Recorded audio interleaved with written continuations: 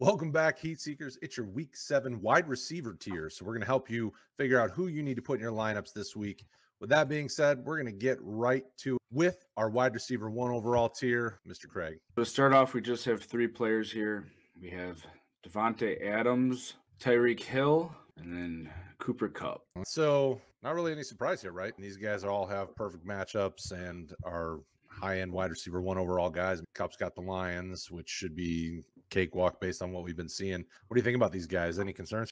No, you have Davante Adams going against Washington, Tyreek Hill against Tennessee, which we just saw on Monday night get lit up through the passing game. And then you said Cooper Kupp and Matthew Stafford's homecoming return to the Lions, so I'm sure they're going to have him throwing a bunch. Yeah, that'll be fun. So who is the top 6 wide receiver tier? In this one, we have a goodly number more. We have DeAndre Hopkins, Terry McLaurin, Jamar Chase, Deebo Samuel, Calvin Ridley, Marquise Brown, DJ Moore, DK Metcalf, Antonio Brown.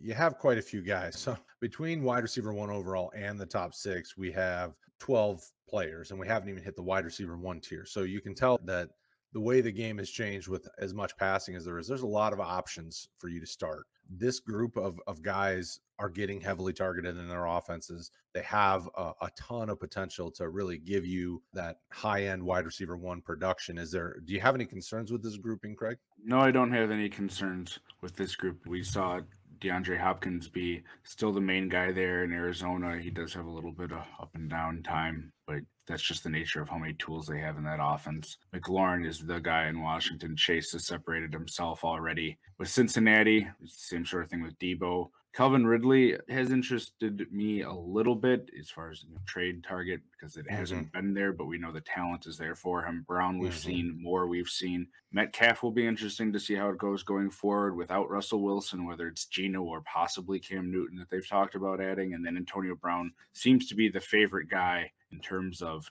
targets and then producing with those targets from Tom Brady and that wide receiver core. So question I have with regards to DeAndre Hopkins. So the addition of Zach Ertz via trade here, does that concern you at all? Or do you think he just slots into the Max Williams where anything's possible and guys are going to get targeted a bunch because it's an up-tempo, fast-paced offense? I think he does slide into how they were using Max Williams. And then when Max Williams gets hurt, they need someone to fill in there that they can feel confident about. And Zach Ertz certainly showcased again that he's able to do that. As a player still at this point in his career, I do think it gives him another red zone target. So potentially that could take away from Hopkins in that area. But overall, I don't see it being a big detriment because it's just going to be someone else proven that they're going to have to pay attention to as far as defenses when they get down there. I'm not saying Ertz is going to draw all the attention away from Hopkins, but you can't just solely focus on Hopkins and ignore Ertz because it's another way to get hurt for defenses. All right, so as we move to the wide receiver 1 tier, who do we got? Robert Woods, A.J. Brown, Jaylen Waddle, Mike Evans, Chris Godwin, Courtland Sutton, Tyler Lockett. So now that we're in the wide receiver 1 category, you're seeing this is the encompassing group of all the guys that are just really quality starts on a week in and week out basis. I know if you've watched our Tuesday and Wednesday, a lot of back and forth conversations about a guy like a Courtland Sutton, still commanding a ton of targets, even when injured, still producing. He's a very trustworthy player. The one here when we're looking at the wide receiver 1 tier that concerns me the most would be Chris Godwin. As much as I love the player, it seems to be the Tampa offense just seems to be so all over the place when it comes to who's getting target. You know, Antonio Brown right now is kind of the lead dog in this conversation. Mike Evans still gets a fair amount of targets and gets you a good amount of production. But then there's Chris Godwin and whatever tight end is their tight end 1. What do you think about this wide receiver 1 tier, Kraig? And where are you at with Godwin and the other pieces that aren't Antonio Brown? When we're looking at these as a team, I think it's really interesting that we still have some bias like all people do as far as recency and what happens here. When you're looking at Brown,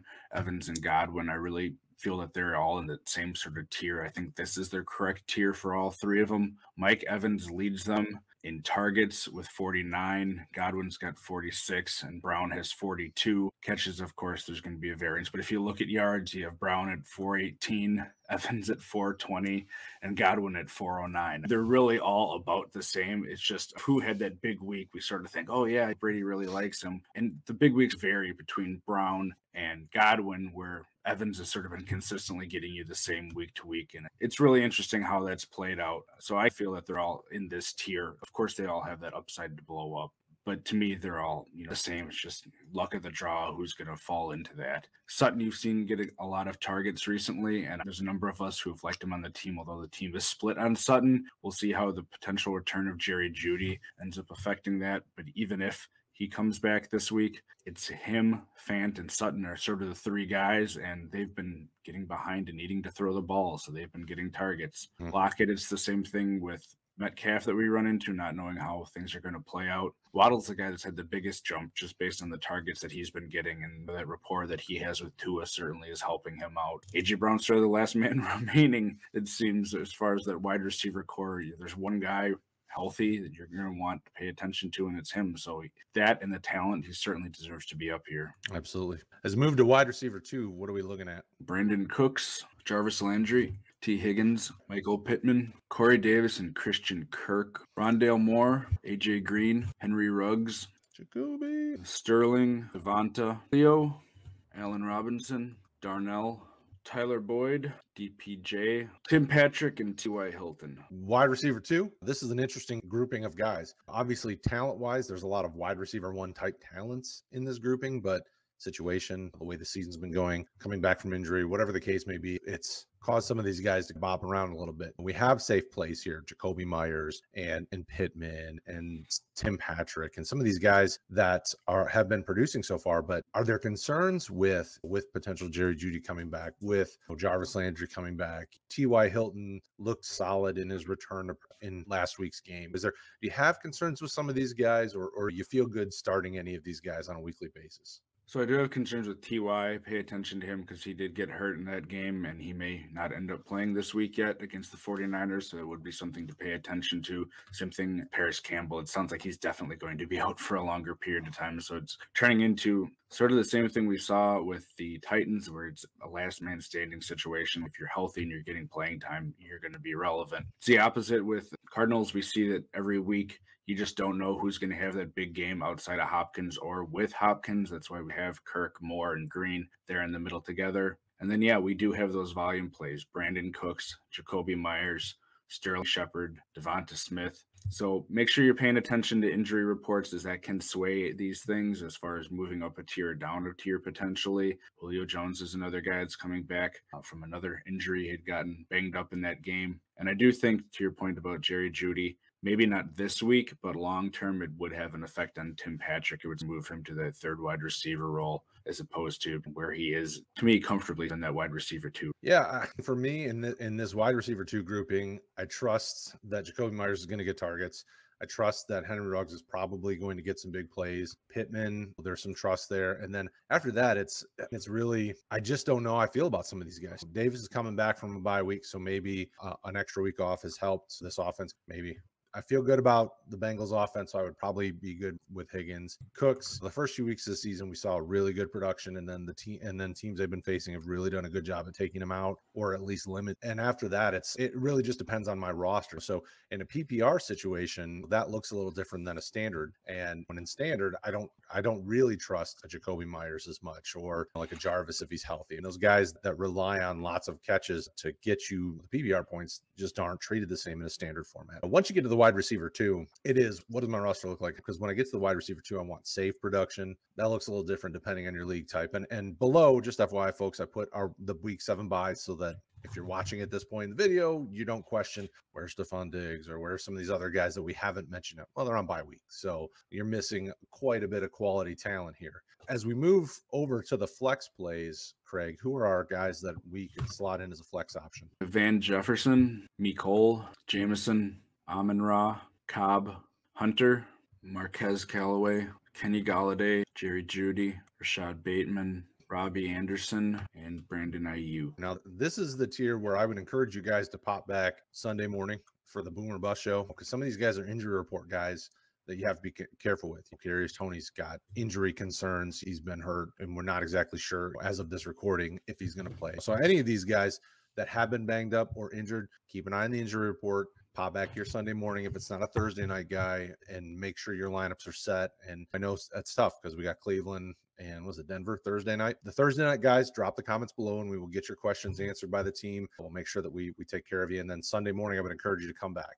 So as we get to the flex play, guys on here in big play offenses, Van Jefferson going against the Lions. Most people with Rams are going to start him up this week against the Lions, even guys like Van Jefferson, who might be touch or go each week just based on matchup. The Chiefs, Marcus Robinson, Mecole Hardman, you never know which one's really going to be the big play. So when we're looking at the flex tier, Kraig, what determines who you want to play over somebody else? If I'm looking for just a nice, consistent floor, I'm going to be going with some of those more potential PPR target type players on that list. If I need a bigger game based on whether it's later in the day that I'm adjusting my lineup, or if I'm projected to lose by a lot and I feel that way looking at it, some of these guys, Van Jefferson, Mecole Hardman, Quez Watkins, those are sort of boom or bust type names where you have the potential any of those can catch one or two long passes and make your game. Whereas Hunter Renfrow, Crowder, Amon-Ra, those are the type of guys that are more that steady target production, and they're going to get you a good number of catches most games and some yards.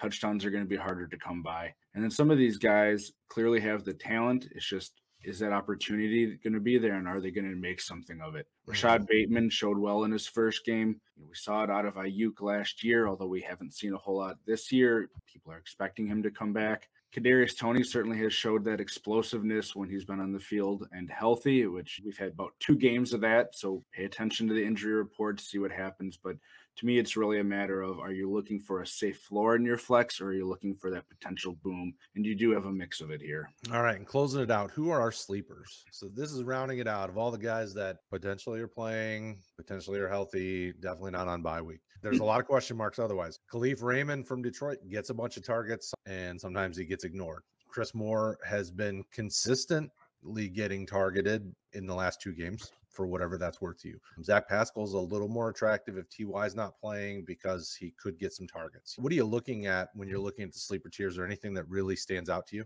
Yeah, definitely what I'm looking at is who is going to be on a team one where they need to have targets as much as possible thrown to these guys because of whether it's injuries or game script. You look at the Washington team, Green Bay is probably going to be putting up a lot of points on them because Washington is having a lot of points put up upon them. So what are they going to have to do? They have McLaurin. Who else do they have? They have Samuel, but it sounds like he's probably not playing. Adam Humphries is getting targets, but then who else is it? Is it Carter or Brown? You got to try to figure out what game you're going to be having people needing to throw the ball, and then who is going to be getting targets out of this group. And it's hard to figure out. There's a reason these people are down in sleepers. They've had good games this season. We know that it's there, but a lot of this is going to end up being game scripting. That's what you got to figure out. Make that plan in your head. How do you think this game is going to go? And then where's your opportunity for some production? If you look at last week, that's how Kendrick Bourne got it. The Patriots had to throw the ball. All it took was one bad play from a cornerback, and he got you way more than you had planned for if you were starting him in a league, whether it was through expecting them to have to throw the ball against Dallas or just hope and prayer. But sometimes that's what you're going to run into. Same thing with Darius Slayton. He isn't a favorite really of anyone right now. If he's one of the last 2 wide receivers standing, so to speak, of any note with the Giants, they're going to have to be throwing the ball to keep pace this week too. So maybe throw him in there because, hey, he's going to have to get targeted. As opposed to some of these other guys like Russell Gage, he may be coming back from injury this week. We've seen him produce before on the Falcons. It won't just be Calvin Ridley and Pitts. Maybe he'll be getting targets at that point. And to me, it's figuring out in your head the mix of injuries and where the targets are going to go with a game script, and then just hoping from there, really. Absolutely. And for these bottom 2 tiers, injury report is critical. We have a lot of teams that have a lot of players that are hurt right now, so keep an eye on those injury reports. Continue to comment below, ask your questions throughout the week, jump in our Discord, ask your questions throughout the week. We can help you on whatever platform you're on. I'm sure we've got people there that can help you. On Twitter, you can find us at RotoHeat Fantasy or at RotoHeat Kraig, at RotoHeat Brad. We can help you wherever you are. So that's it. These are our tiers for wide receivers for week number 7. Again, the bye weeks have been posted throughout. Make sure you hit the subscribe and the notification icon